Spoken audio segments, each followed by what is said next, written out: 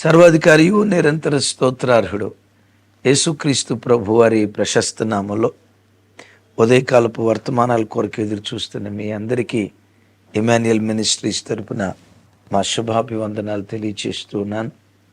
క్రీస్తునందు మాకు అత్యంత ప్రియమైన దైవ జనాంగమా, ఎలా ఉన్నారు? కుటుంబంలో కుటుంబ సభ్యులందరూ క్షేమంగానే ఉన్నారు కదూ? అవును, నిన్నటి దినాన దేవుని సన్నిధికి వెళ్ళొచ్చారు కదా. పునరుద్ధానపు దినాన ఏ వర్తమానం ద్వారా పరిశుద్ధాత్మ దేవుడు మీతో మాట్లాడారు? మీ స్థానిక దైవ సేవకులను దేవుడు బలపరిచి ఏ వాక్యం చేత మీ హృదయాలను సంధించారో అవకాశం ఉంటే కింద కామెంట్ బాక్స్లో రాయండి. ఇమాన్యుయల్ మినిస్ట్రీ సెంట్రల్ మందిరం నుంచి పగటిపూట 3 శ్రేష్టమైన వర్తమానాలు. మొదటి సెషన్లో నడికట్టును గూర్చి, దేవుడు నీ జీవితంలో పని చేస్తున్నాడా, మౌనం అయిపోయాడా? అలాగే రెండవ సెషన్లో దేవునికి దూరం అయిపోయిన బ్రతుకులు ఎంత దుర్భరంగా ఉంటాయో తెలుసా? మూడో సెషన్లో పడిపోతున్న కుటుంబాలు ఎన్నో, నీ కుటుంబం పడిపోకుండా ఉంటున్నట్లు ఇలా బ్రతుకు. 3 పరిశుద్ధాత్మ ప్రేరేపణ ద్వారా దివ్యమైన సందేశాలు. ఎంతోమంది బెడ్లో వాట్సాప్ మెసేజ్ పంపించారు, కింద కామెంట్ బాక్స్లో రాశారు.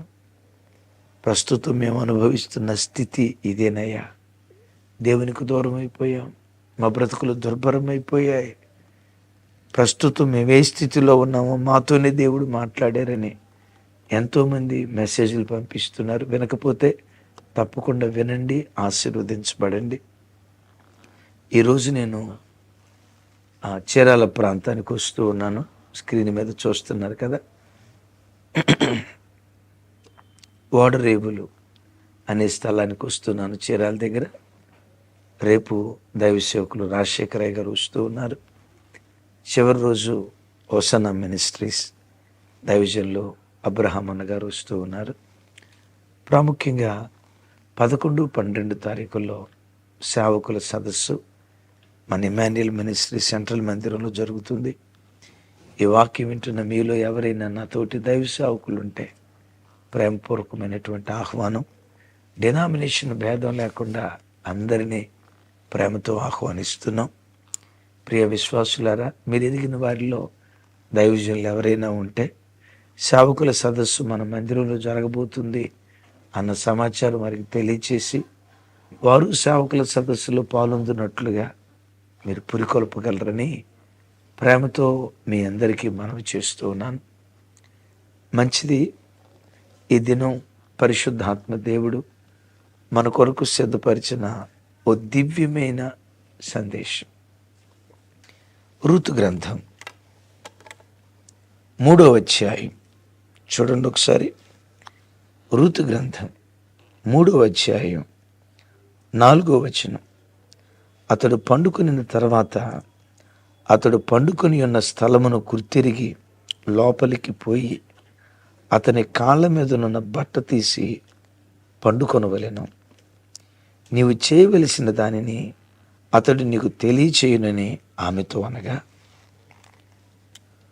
రూతమ్మతో నయోమి చెప్తున్న మాట, నా కుమారి, నీ క్షేమాన్ని నేను విచారించాలి కదా, విచారించవలసిన దానిని కదా. నువ్వు సంక్లిష్ట పరిస్థితుల్లో ఉన్నావు. నీ సంక్లిష్ట పరిస్థితులు చక్కదిద్దబడినట్లుగా బోయాజ్ అని ఆయన ఉన్నాడు. ఈ రాత్రి ఆ బోయాజు పొలం దగ్గరికి వెళ్ళి ఆ బోయాజు పాదముల దగ్గర నువ్వు పండుకో. నీ సమస్య పరిష్కరించే స్థలం బోయాజు పాదాలు అని నయోమి తల్లి రూతమ్మకు చెప్తుంది. ఒక మాట మీతో చెప్పి వాక్యపు లోతుల్లోకి వెళ్తాను. అత్తా కోడలు కదా. అత్తా కోడల్ని ఏమని పిలుస్తుంది? నా కుమారి.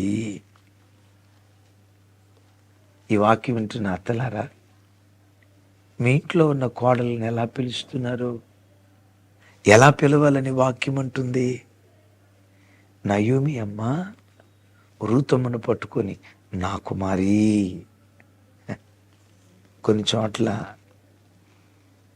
కోడలను పట్టుకొని, ఏమే ఎక్కడున్నావు, దీనికి వినపడదు చూడు, చెవిటిది, ఇది వినపడి కూడా వినపడినట్టు యాక్షన్ చేస్తుంది. ఏమే ఎక్కడ తెచ్చావు? ఈ అత్తలో అధికార దర్పానికి పోయి ఏమేమోమే అంటారు. ఇంకా అలా ఆ భాష నేను వాడను. అసే ఒసే అనేది బైబిల్ భాష కాదు. ఏమే అనేది బైబిల్ భాష కాదు. నా కుమారి కోడల్ని, ఇలాంటి అత్త కోడలుగా మన కుటుంబంలో మనం బ్రతికితే ఎంత బాగుండో కదా. కింద కామెంట్ బాక్స్లో రాయండి, మీలో ఎవరైనా అత్తలుంటే నా కోడలను పట్టుకొని నా కుమారి అని పిలుస్తానయ్యా. పిలిచే అత్తలుంటే కామెంట్ బాక్స్లో రాయండి. ఈ వాక్యం వింటున్న కోడల్లో మీలో ఎవరైనా మా అత్తయ్య నన్ను అసే ఉసే అనదయ్యా, ఏయ్ చెవిటి మోకందానా ఎక్కడ తెచ్చావు, ఇలాంటి ఫిల్తీ లాంగ్వేజ్ వాడదయ్యా. మా అత్త నా కుమారి అని పిలుస్తుందయ్యా అని పిలువబడే కోడలు ఎవరైనా ఉంటే కింద కామెంట్ బాక్స్లో రాయండి. మెట్టుకు ఈ అత్త కోడలతో చెప్తుంది, అమ్మా బోయాజు పొలం దగ్గరికి వెళ్ళి జాగ్రత్త, బోయాజు ఎక్కడ పండుకున్నాడు గుర్తుపట్టు, వాళ్ళ పాదాల దగ్గర వీళ్ళ పాదాల దగ్గర నువ్వు నిద్రపోయేవుగాక, బోయాజు పాదాల దగ్గరే ఈ రాత్రి నువ్వు పండుకో. ఎందుకు బోయాజు పాదాల దగ్గరికి వెళ్ళమని చెప్తుందో తెలుసా? రూతమ్మ సమస్య పరిష్కరించగలిగే స్థలం బోయాజు పాదాలు. ఎవరో బోయాజ్? బోయాజ్ అనే పేరుకున్న అర్థం బలవంతుడు. మిమ్మల్ని అడుగుతా, ఎవరా బలవంతుడు? ఆశ్చర్యకరుడు, ఆలోచనకర్త, నిత్యుడుగు తండ్రి, బలవంతుడుగు దేవుడు, సమాధానానికి అధిపతి. ఎవరా బలవంతుడు? ఇంకెవరో, నీ నా ఆరాధ్య దైవం, ఆశ్రిత జనపాలకుడు, దీనజనుల దీపం యేసుక్రీస్తు వారు. ఆ బలవంతుడు ఎవరయ్య అంటే యేసుక్రీస్తు వారు. తమ్ముడు, చెల్లి, అమ్మ, అక్క, అన్న, తండ్రి, నా ప్రభు నీతో చెప్పమని చెప్తున్న మాట, ఏ సంక్లిష్ట పరిస్థితుల్లో ఉన్నా నీ ప్రతి సమస్యను పరిష్కరించే ఏకైక స్థలం యేసయ్య పాదాలు. ఆమేన్. ఎందుకో తెలుసా? యేసయ్య పాదాల క్రిందే తండ్రి అయిన దేవుడు సమస్తాన్ని ఉంచినట్లుగా ఎఫెసీ పత్రికలో అలాగే కొరింథీ పత్రికలో మనం చూస్తాం. మెటుకు ఎఫెసీ పత్రికలో రాయబడిన ఒక్క మాట మీతో పంచుకుంటాను చూడండి. ఎఫెసీలకు రాసిన పత్రిక 1వ అధ్యాయం, 22వ వచనం, మరియు సమస్తమును ఆయన పాదముల క్రింద ఉంచి సమస్తము పైన ఆయనను సంఘమునకు శిరస్సుగా నియమించెను. విన్నారా? మరియు సమస్తమును ఆయన పాదముల క్రింద ఉంచి. విన్నారా? పరమబోయాజుగా పిలువబడుతున్న యేసుక్రీస్తు వారి పాదముల క్రింద పరలోకపు తండ్రి సమస్తాన్ని ఉంచాడట. తమ్ముడు, చెల్లి, యేసయ్య పాదాల చెంత నీకు సమస్తము దొరుకుతుంది. సమాధానం లేదా? యేసయ్య పాదాల దగ్గరికి రా. ఆరోగ్యం కోల్పోయావా? యేసయ్య పాదాల చెంతకు రా. ఆర్థికంగా చితికిపోయావా? యేసయ్య పాదాల చెంతకు రా. ఆత్మీయతను కోల్పోయావా? యేసయ్య పాదాల చెంతకు రా. వాట్ నాట్, మేలైన ప్రతిదీ యేసయ్య పాదాల క్రిందే, యేసయ్య పాదాల దగ్గరే ఉంది అని లేఖనాల్లో రాయబడి ఉంది కదా. యేసయ్య పాదాల దగ్గరే సమస్తము ఉంది అన్న సంగతి నయోమి తెలుసుకొని, అమ్మా బోయాజు పండుకున్న స్థలం ఏదో గుర్తుపట్టు. తెలియక ఆ పొలంలో చాలామంది పురుషులు ఉంటారు, వాళ్ళ కాళ్ళు వీళ్ళ కాళ్ళు పట్టుకునేదా వాళ్ళ కాళ్ళు వీళ్ళ కాళ్ళు పట్టుకునేవుగాక. పొరపాటు వాళ్ళ కాళ్ళు వీళ్ళ కాళ్ళు పట్టుకోకు. బోయాజును కనుగొని ఆయన పాదాల దగ్గర పడుకోమా. తమ్ముడు, ఇంతకాలం వాళ్ళ కాళ్ళు వీళ్ళ కాళ్ళు పట్టుకొని, వాళ్ళ గడ్డాలు వీళ్ళ గడ్డాలు పట్టుకొని బ్రతిమలాడుకొని జీవితంలో ఓడిపోయేవేమో.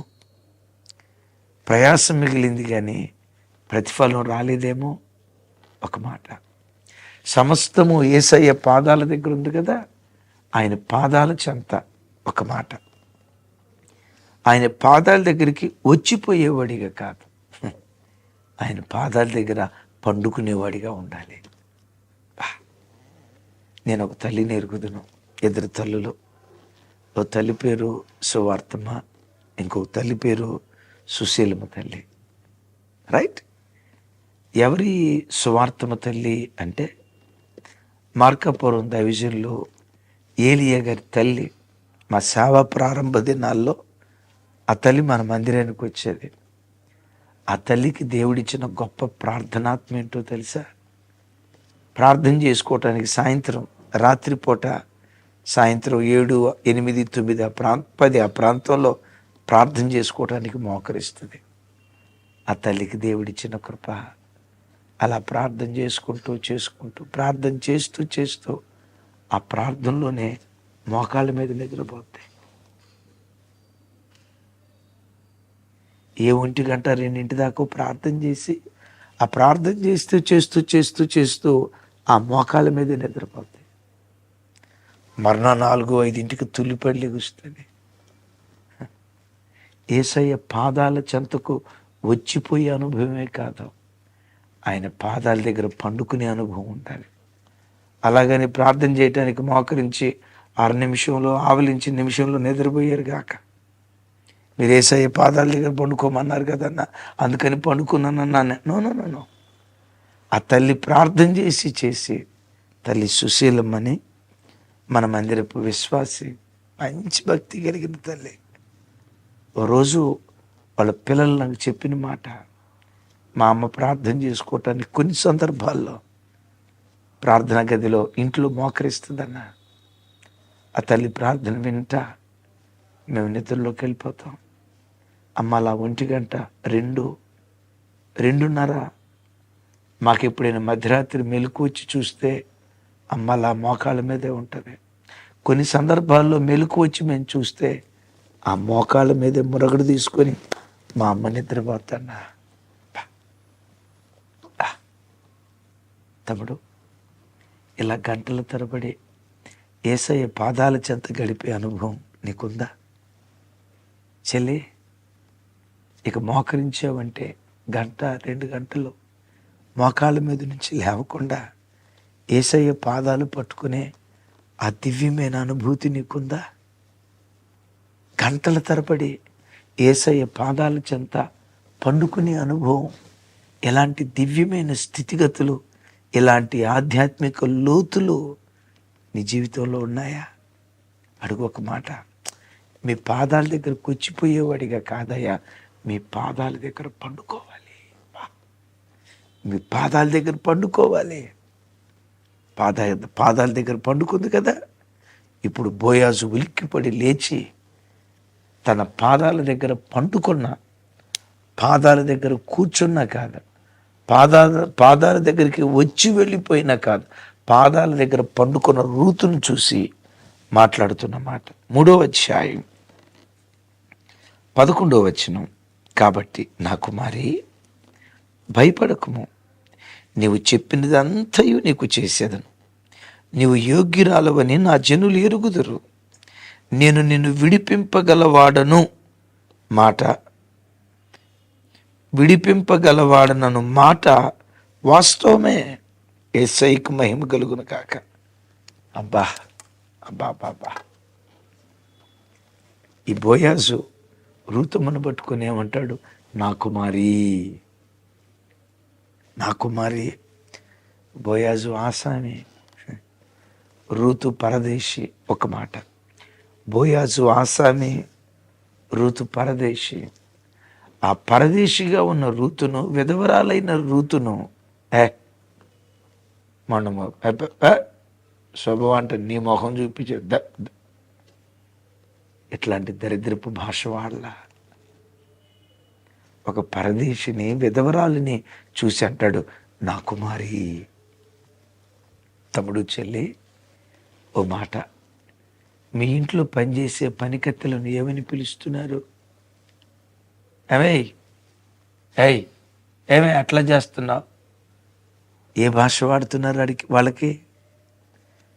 తన పొలంలో పరిగేరుకోవటానికి వచ్చిన పరదేశి తాను వేసే భిక్షపు మెతుకుల మీద బ్రతికే రూతమ్మను చూసి అంటాడు, నా కుమారి.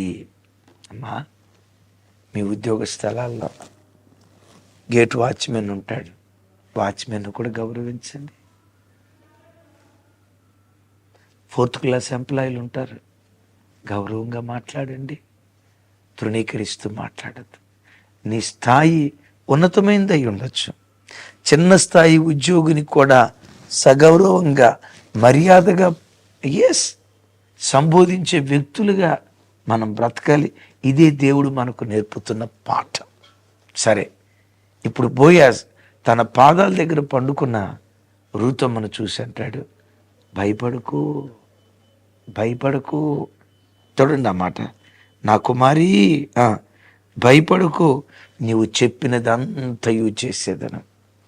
బిడ్డలారా, యేసయ్య పాదాల చెంత పండుకునే అనుభవం నీకుంటే యేసయ్య నీ భయాల నుంచి విడుదలిస్తాడు. ఏ భయంతో వాక్యం వింటున్నావు? డిఎస్సి ఎగ్జామ్ రాయబోతున్నావు, భయంతో వింటున్నావా? పిల్లలు ఎగ్జామ్ రాయటానికి వెళ్ళారు, వీళ్ళ పరిస్థితి ఏమైద్దో ఓ తెలియని భయం నిన్ను ఆవరించిందా? ఆయన పాదాల చెంత పండుకున్నవాడిగా బ్రతుకు. భయ విముక్తి శిలగా దేవుడు నీ జీవితంలో కార్యం చేస్తాడు. భయపడకు అంటాడు, నీవు చెప్పినదంతయు నీకు చేసేదను. విచిత్రం తెలుసా? బోయాజు రూతు చెప్పినదంతా చేశాడు. బోయాజు రూతు చెప్పినదంతా, ఇంకోసారి చెప్పేదా? బోయాజు రూతు చెప్పినది మాత్రమే చేశాడు, చెప్పినదంతా చేశాడు. పరమ బోయాజుగా పిలువబడుతున్న యేసుక్రీస్తు వారు నువ్వు అడుగు వాటికంటే, చెప్పిన దానికంటే, ఊహించిన దానికంటే అత్యధికంగా కార్యాలు చేస్తాడు. తమ్ముడు చెల్లి, వాళ్ళకి వీళ్ళకి చెప్పేవేమో, ఇక ఆపే. వాళ్ళకి వీళ్ళకి ఫోన్లు చేసి నీ బాధ పంచుకున్నావేమో, ఇక ఆపేసే. నీ సమస్యను పరిష్కరించగలిగిన దేవుని దగ్గర నీ సంగతి చెప్పు. నీవు చెప్పినదంతయు నీకు చేస్తా. ఏం చెప్పాలనుకుంటున్నావు యేసయ్యకి? ఈ వాక్యం విన్న తర్వాత మోకరించు. ఈ వాక్యం విన్న తర్వాత యేసయ్య పాదాలు పట్టుకో. నీ గుండెల్లో ఎంత వేదన గూడు కట్టుకునుందో ఆ గుండె చప్పుడు దేవుని పాదాల చెంత వినిపించు. నీవు చెప్పినదంతా నీ దేవుడు నీకు చేస్తాడు. మోషేతో అంటాడు కదా దేవుడు, మోషే నీవు చెప్పిన మాట చొప్పున నేను చేస్తా. బా, ఎంత మనసున్న గొప్ప దేవుడు. చెప్పు, ఏం చెప్పాలనుకున్నావో అవన్నీ చెప్పు. నువ్వు చెప్పిన దానికంటే, ఊహించిన దానికంటే అత్యధికంగా దేవుడు కార్యాలు చేస్తాడు. ఆ తర్వాత మాట ఏమంటాడంటే, నీవు యోగ్యురాలవని నా జనులందరూ ఎరుగుతారు. తమ్ముడు చెల్లి, నీవు చెప్పిందంతా నీ దేవుడు చేయాలంటే నువ్వు యోగ్యురాలిగా దేవుని ఎదుట కనపడాలి సుమి. అంటాడు బోయాజ్ అక్కడ, అమ్మా, నీ మొదటి సత్ప్రవర్తన కంటే కడపటి సత్ప్రవర్తన మరెక్కువైనది. విశ్వాస అనుభవాలు కొనసాగే కొలది తమ్ముడు, ఒకప్పుడున్న పరిశుద్ధత కంటే ఆ పరిశుద్ధత యొక్క అంతస్తు పెరగాలి. ఒకప్పుడున్న విశ్వాసం కంటే ఆ విశ్వాసపు స్థాయి ఇప్పుడు ఇంకా పెరగాలి. ఒకప్పుడున్న ప్రార్థనా జీవితం 5-10 నిమిషాలేమో, ఒక అర్ధగంట ఏమో, ఆ ప్రార్థన సమయం పెరగాలి. అర్ధగంట కూడా మోకరించి ప్రార్థన చేయలేని నీవు 6 గంటల సేపు మోకరించి ప్రార్థన చేయటానికి కూడా విసుగులేని ప్రార్థన పరుడుగా ఎదగాలి. మొదటి భక్తి కంటే, మొదటి సత్ప్రవర్తన కంటే నేటి సత్ప్రవర్తన యేసు నామం పేరిట మరి అధికమైతే దేవుని సన్నిధిలో నువ్వు పొందుకోవటానికి యోగ్యుడివవుతావు. ఏ అయోగ్యత నీలో ఉందో యేసు నామంలో వాటిని తొలగించుకుందువు గాక. ముగింపు మాట అంటాడు, నిన్ను విడిపించగలవాడనను మాట వాస్తవమే. ఏ బంధకాలతో నువ్వు బంధించబడ్డా నిన్ను విడిపించగలవాడు ఆయనే. విన్నారా? నిన్ను విడిపించగలిగిన వాడు ఆయనే. నీ బంధకాలు తెంచగలిగిన వాడు, ఎస్, నీ బానిస శృంఖలాలు తెంచగలిగిన వాడు నీ దేవుడే. నిన్ను విడిపించగలవాడను అన్న మాట వాస్తవమే. రూతును విడిపించాడా లేదా?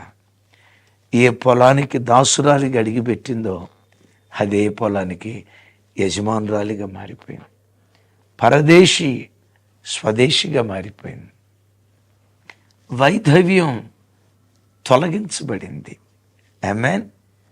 దిక్కులేని స్థితిలో ఉన్న ఆ తల్లి అనేకులకు దిక్కును చూపించే ఒక మార్గదర్శిగా మారిపోయింది.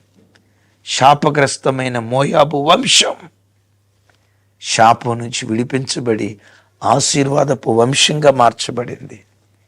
ఈ రూతమ్మ వంశంలో నుండే ఒబేదు, ఈ రూతమ్మ వంశంలో నుండే యెషయి, ఈ రూతమ్మ వంశంలో నుండే దావీదు, ఈ రూతమ్మ వంశంలో నుండే లోకరక్షకుడైన యేసు క్రీస్తు ప్రభువారు శాపం ఎంత ఆశీర్వాదంగా మార్చబడిందో. ఈ ఆశీర్వాదం అంతా ఎక్కడ దొరికింది? పాదాల దగ్గర. పాదాల దగ్గర కూర్చోవటమే కాదు, పాదాల దగ్గర పండుకున్న అనుభవం. గంటల తరబడి ప్రార్థన చేసి చేసి ఆ ప్రార్థన అలసటలో మోకాళ్ళ మీద నిద్రపోయిన అనుభవాలు కొన్ని ఉంటాయి. దేవుని కృప నేను కొన్ని అనుభవించాను గతంలో. ప్రార్థన చేయటానికి అలా మోకరించి ప్రార్థన చేసుకుంటూ 1 గంట 2 గంటలు ఆ ప్రార్థన చేసుకుంటూ ఆ మోకాళ్ళ మీదే నిద్రపోయిన అనుభవాలు కొన్ని ఉన్నాయి. అలా మెలకు వస్తే గుండెల్లో ఎంత తృప్తి ఉండేదో తెలుసా? ఇన్ని గంటలు నా దేవుని పాదాల దగ్గర గడిపా.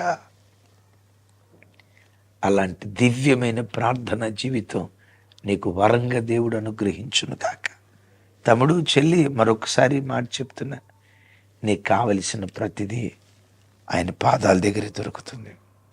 వాళ్ళ కాళ్ళు వీళ్ళ కాళ్ళు పట్టుకోకు, వాళ్ళ గడ్డాలు వాళ్ళ కాళ్ళు వీళ్ళ కాళ్ళు పట్టుకొని బ్రతిమలాడుకో. సమస్తము యేసయ్య పాదాల దగ్గర దొరుకుతుంది గనుక ఆయన పాదాలు చేరి ఆయన పాదాల దగ్గర కూర్చోవటం మాత్రమే కాదు, ఆయన పాదాల దగ్గర పడి ఉండే దివ్యమైన జీవితం వరంగా దేవుడు అనుగ్రహించునుగాక. చిన్న ప్రార్థన చేస్తాను. ఈరోజు మన బిడ్డల్లో కొంతమంది డిఎస్సి ఎగ్జామ్ రాయబోతున్నారు. వారికి గొప్ప విజయం ఇచ్చేటట్లుగా మీ అందరి ప్రార్థనలో జ్ఞాపకం చేసుకోండి. నేను ప్రార్థన చేయబోతున్నాను. తండ్రి, సమస్తము నీ పాదాల దగ్గరే ఉందయ్యా.